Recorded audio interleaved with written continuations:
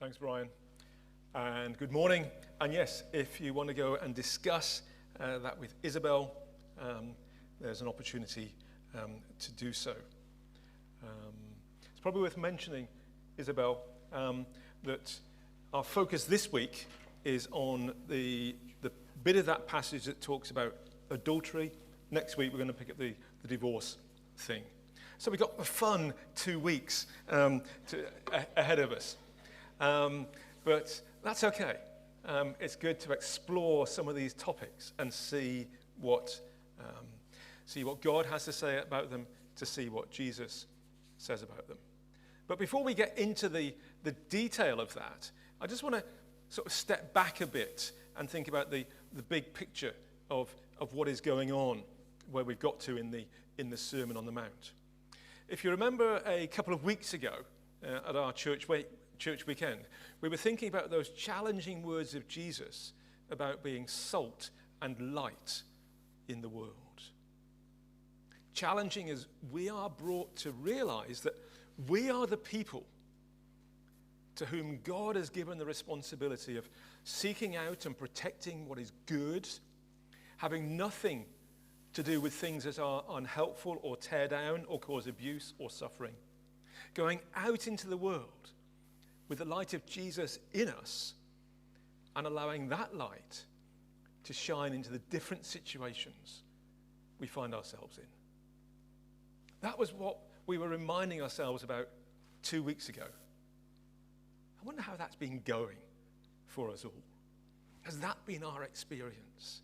Have we seen and have we taken those opportunities to be the people that we are, to be the salt, to be the light that Jesus says we are, that Jesus enables us to be?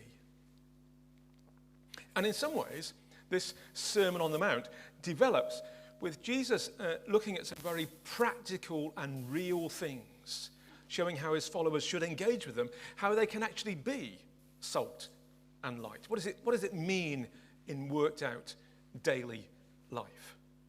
Where Jesus is calling for behavior that is recognized to be good and right, but beyond that, he's looking for his followers to have right attitudes, clean thoughts, deep respect for others. And last week, Val introduced us to a couple of those themes as she explored what Jesus said about keeping the law and how he called on people to not just obey the command, in that case to not murder, but to go beyond that, to avoid anger and cursing and so on. She talked about the reality of anger, how it is a God-given emotion that can trigger positive responses to the injustices we see around us, but also that sometimes we need to recognize and deal with the anger that has been birthed within us so it doesn't become something hurtful and damaging. How have we been doing with that, I wonder? Have we been able to manage any anger that we may be feeling? And so that's the sort of thing that Jesus is doing in this part of the Sermon on the Mount, is looking at very real, practical, day-to-day things and saying, this is how I expect people who follow me not just to behave, but to think. It's challenging. So last week, as we were thinking about this call to not murder, we were reflecting on basically some words that were triggered by the sixth commandment back in Exodus chapter 20.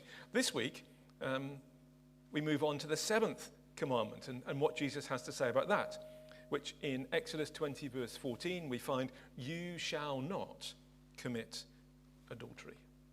And Jesus, as a Jew of his day, seems totally convinced that adultery was wrong. He does not seem to be expecting anyone to disagree with him. He's simply stating a well understood and generally recognized principle of his day. But he goes further and he challenges people about their attitudes, about what is going on in their minds, about what they choose to focus on. And as we'll see in a moment, he's actually going to challenge them about some of the ways in which they were applying this law and how they thought that law applied to them. So he's reflecting on some of the laws and principles of living which God has given to his people. He gave to his people hundreds of years before. And he's calling those who had decided to follow him to be part of God's kingdom to a deeper and more challenging example of that. His words would have disturbed and shocked some of his followers.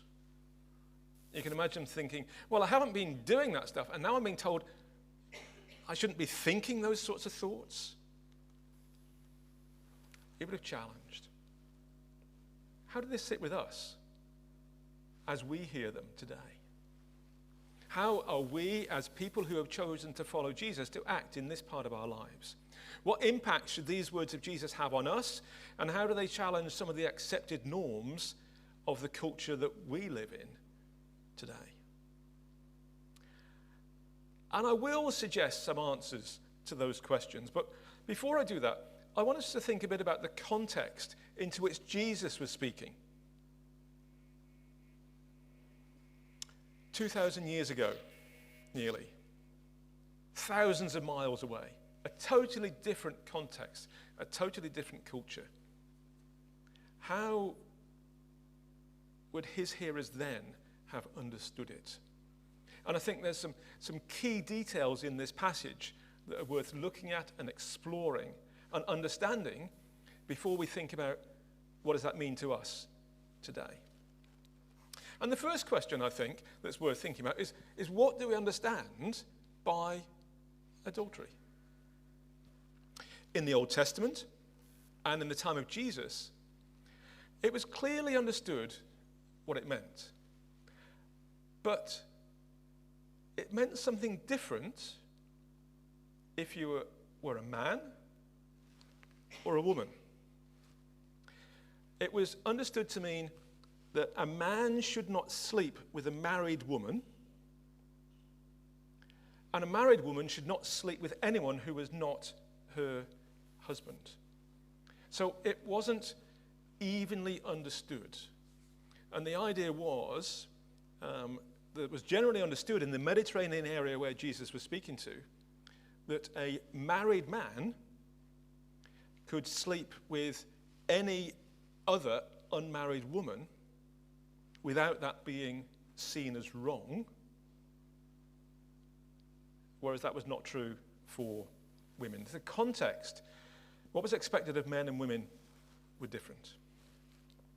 And part of the reasons is that in that day, women were generally seen as property of their husbands.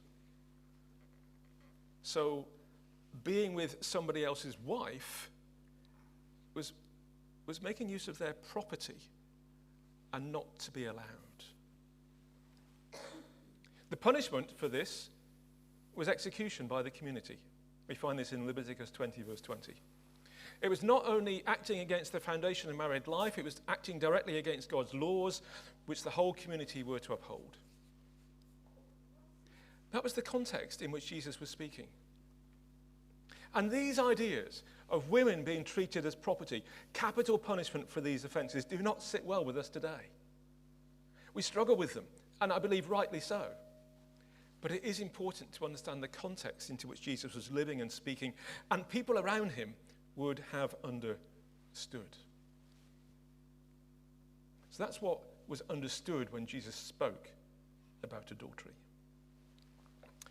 But then there's a question, why does Jesus speak to men? In these words, he is speaking about men's behavior. He has nothing here to say about women.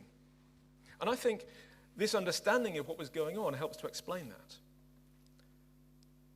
that. I think he's trying to redress some of the unbalance between men and women. And we'll see this picked up again next week. He wants to encourage husbands to stay faithful to their wives. He doesn't see any need to speak to women because it's generally accepted that they would. But it doesn't mean that his words don't have something to say to women in our context.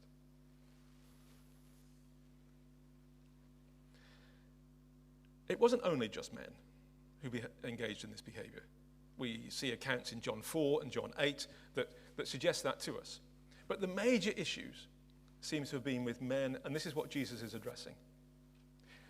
And from what we see around us today, I would suggest the same continues to be true. Even as the challenge of Jesus comes to us all as to how we live in relationship with others. Jesus uses powerful imagery to convey his thoughts, tearing out eyes, cutting off hands. He is not actually calling for his followers to physically do this. He's using hyperbole. He's using a figure of speech to try and get them to realize the severity and importance of what he's talking about.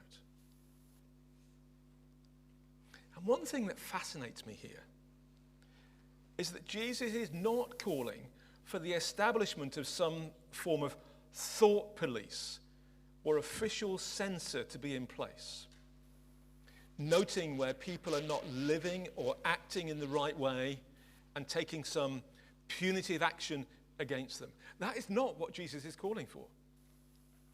He is calling for each person to be aware of what we are doing, of how we are behaving, of what we are thinking about, of what we are focusing on, and asking whether that is consistent with the life to which he is calling us.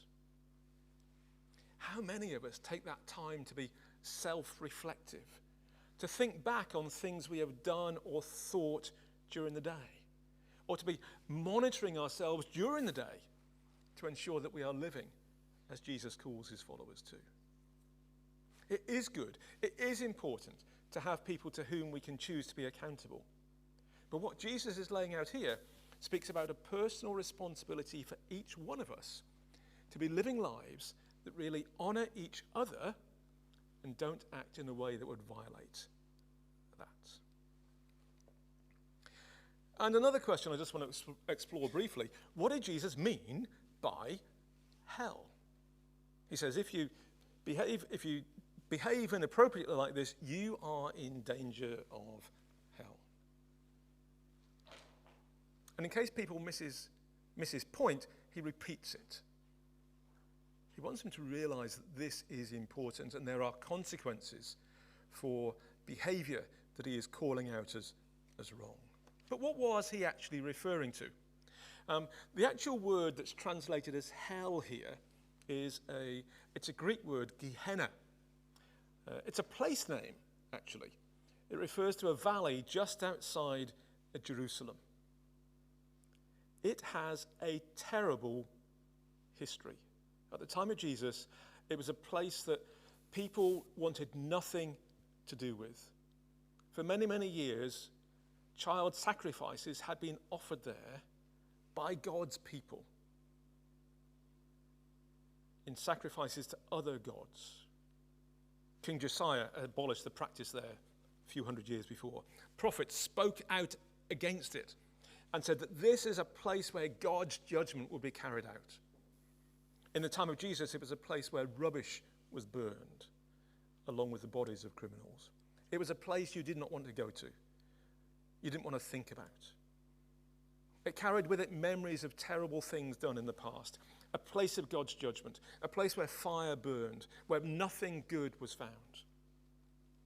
And Jesus is warning against acting in such a way that people end up there, subject to God's judgment.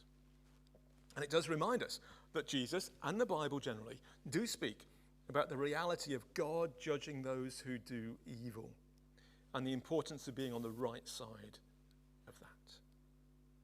We do that by recognizing that we have all sinned in different ways and accepting Jesus, his sacrifice on the cross, as a way in which that wickedness can be dealt with and our relationship with God can be restored.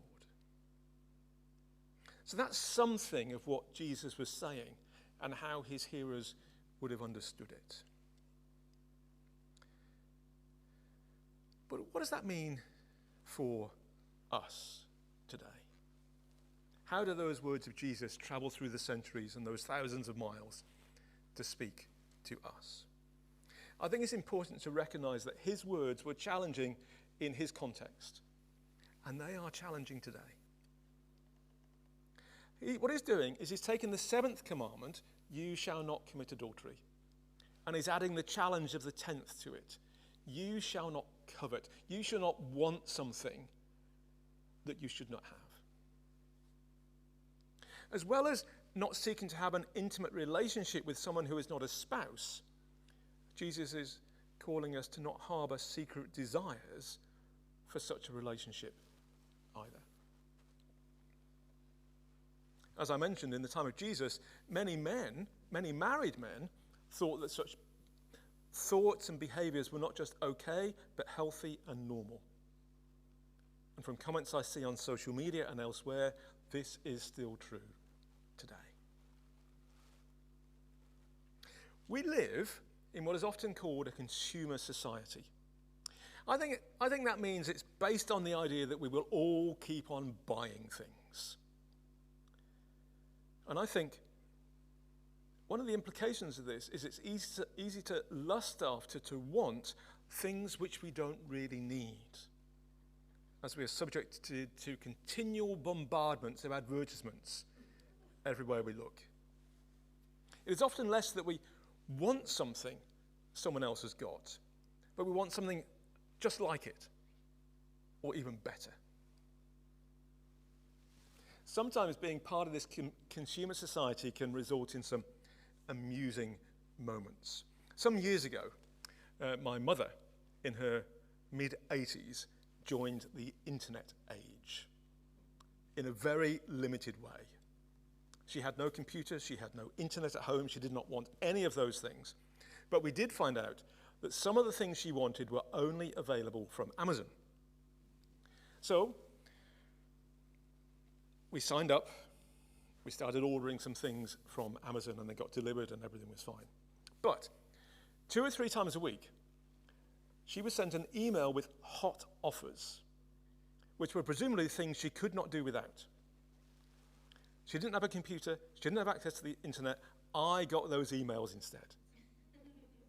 One week, don't forget, 85-year-old lady, pretty much confined to home, spends her days reading, listening to hymns, doing crosswords, and talking with friends on the phone. The things that Amazon determined she needed were PlayStation 4 consoles, the latest things in camping and hiking goods, and top brand baby essentials, including an offer for 20% off the price of nappies. This is actually what happened that week. None of those were relevant to her. It was easy to ignore them and wonder about the accuracy of Amazon's algorithms. But sometimes it's more challenging, as we see adverts for things put together by clever marketing companies who seek to convince us that we can't live without whatever they're trying to promote, or that we won't be fulfilled until we've upgraded to the latest gadget, or got the most recent theology book, or whatever. And so there's this general idea that in our society we are expected to seek after things which we do not have, because they're necessary for our life. And I think this can make it easy for us to assume that it's okay to live this way in terms of relationship with others as well. I think it's probably fair to say that in our society, adultery is still generally seen as wrong. But it is something that is all around us. It's covered in great detail in many celebrity magazines. We share everything, even our boyfriends. It's a common staple for stories on TV programs. It's standard fare in many books. And it can be portrayed as exciting and liberating. Well, often the focus is what happens when the betrayed party finds out, as opposed to thinking about the morality of the action. It's not about what is right and wrong, it's about what are the consequences. In a world where the individual is important, in a world where personal happiness is the major goal, this is going to happen more and more. But what Jesus seems to be saying is not just that the action is wrong, but the desire to do that is wrong as well. And I think one of the reasons is that these inappropriate desires can lead to wrong actions. We'll particularly see that next week as we continue to explore the question of divorce.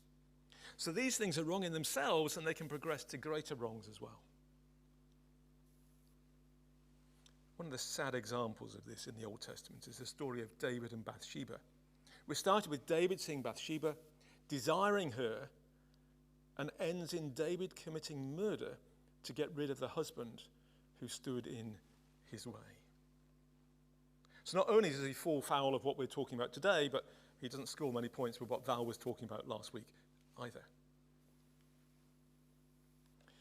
And one of the easy and frequent responses of the Christian church is that there is so much of this going on in our society that society needs to change, society needs to repent of its lifestyle.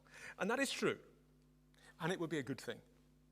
And as Christians, it is important that we seek to engage in our society, to speak for what is right, to be salt and light. We need to call for a more moral society as opposed to a strictly consumer one. But that is not the point Jesus is making here. He is not saying that society should change. He is speaking to those who have chosen to follow him. He's speaking to those who are willing to live on earth as citizens of heaven. And it's to these people Jesus issues these challenges. Are we prepared to model a way of living where we refuse to allow inappropriate desires to take hold of us, and where we do not seek to have what is not ours? Jesus asks challenging questions of his people, and I think those questions come down to us today. So to help think about that, here are 3 questions to consider. How much, really, if we're honest with ourselves, are we influenced by the consumer culture we live in?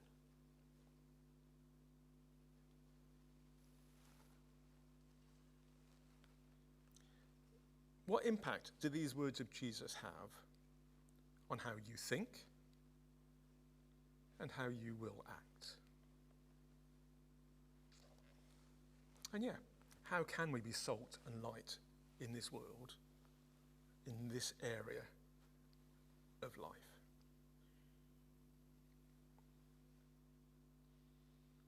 You might say, and I hope it's true, I don't act in this way. I don't have desires to act in this way.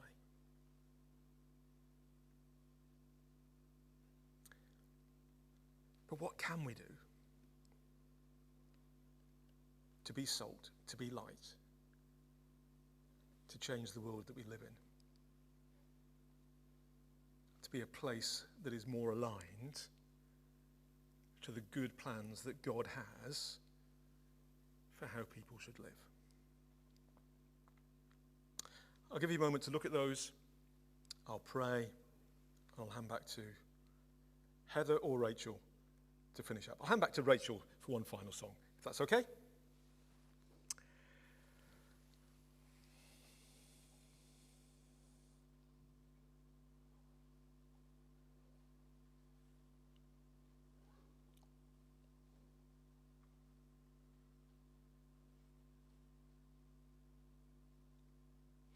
Father, I want to pray that if these words of Jesus challenge us, that we will take time to reflect on that and to think about what he is saying, and to think about what it means to us, and whether there are things that, on reflection, we need to change in what we are doing or how we are living or how we are thinking. And that we would be open to that and reflect on it and be faithful to the way in which you are calling us to live. And from that place, help us to know how you are calling us to be salt and light in this area of life in the context in which we live, in the communities that we are part of, in the places where we work. Father, help us to put these words of Jesus into practice, we pray.